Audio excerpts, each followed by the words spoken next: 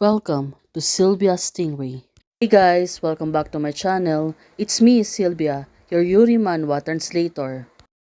Hey guys, good afternoon. Let me present you the new chapter of Wind Kissed the Moon, chapter 17. So here it is. Let's read the story. Back to Tang Wang Ting and Shang Yi. Shang Yi caught her, and right now she's holding her from the back. This Tang, listening to the corner is not a good habit. Shang Yi said to her, right now, Tang Wang Ting, she was really blushing. Shang Yi caught her off guard. Right now, she's holding her hands. Shang Yi, she's teasing her again. She moved closer to her. You fooled me to eavesdrop on Suki and Xiao Yusi. Why didn't you say that night? Wan Ting said to her, of course, she really remembered that night. Right now, it really makes sense. Took back her words. I was wrong. Listening to the corner is a good habit and Miss Tang will maintain more in the future. So she really wanted to tease her, that's why she said the things. But right now this girl. She came back, Shang Yi, and she was really coughing. On the back scene, the girl doesn't want to be interrupted and said that you can continue. I'm blocking the peoples. And now she really moved away from them. And it make puzzle the two of them are looking. Right now, Shang Yi, it's almost finished. Duabo asked me to take more photos and post it on Weibo. Oh, she was pertaining to her friend. Well, her friend asking her to take a picture with Tang Wang Ting. Well, can you take a photo together, Miss Tang? At that time, it will be good for your business. So this is the reason why she really want to take a photos with her. After hearing this, of course, right now, she seems to be worried. She remembered the sweet dreams of her last night, and it really got her shy, and the two of them will be close to each other when taking the photos.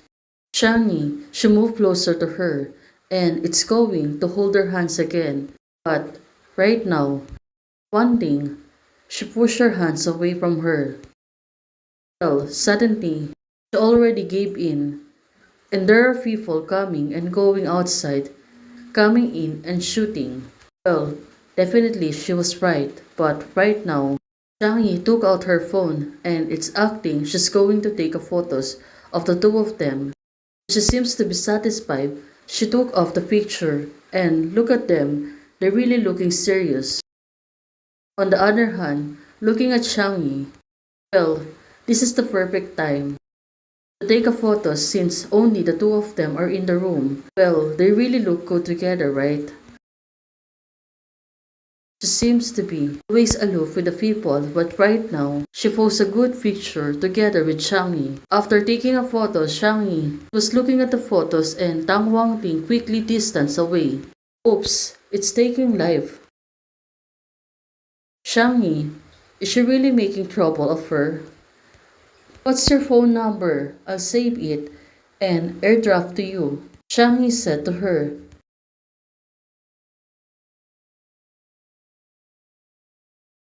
No need, just have a photo. It's not that particular. I send you an emoji on your WeChat. Oh, this girl, she was really serious about it. So it turns out she has her number.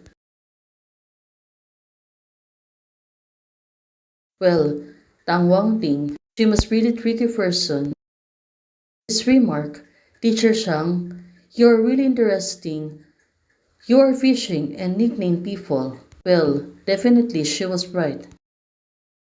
She was busy on her phone, and one thing, she wanted to go away and said to her, remember to post photos.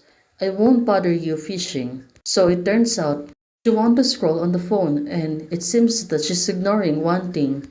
Well, looking at this girl, if she really gets jealous when Shang Yi doesn't, focusing and paying attention on her, she closed the door. She was sitting outside the room, the setting notes and labels. She called Shang Yi a dead skin. Well, what a particular name she has. Definitely, she is really laughing on this. Well, Shang Yi, on the other hand, why are you still angry first? This is obvious, your own character. Why don't you change it for you? How about the Taylor Fairy? Well, Shang-Yis continued to provoke her and tease her so much. Well, she went outside and now she's breathing.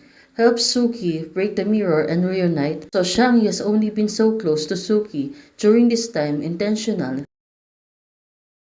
She still care about Suki. Oh, she really gets jealous, right? That's why she was sulking right now. It's the bait that she mates for Xiao Yusi or suddenly she realized and falls again. Probably it's really for her.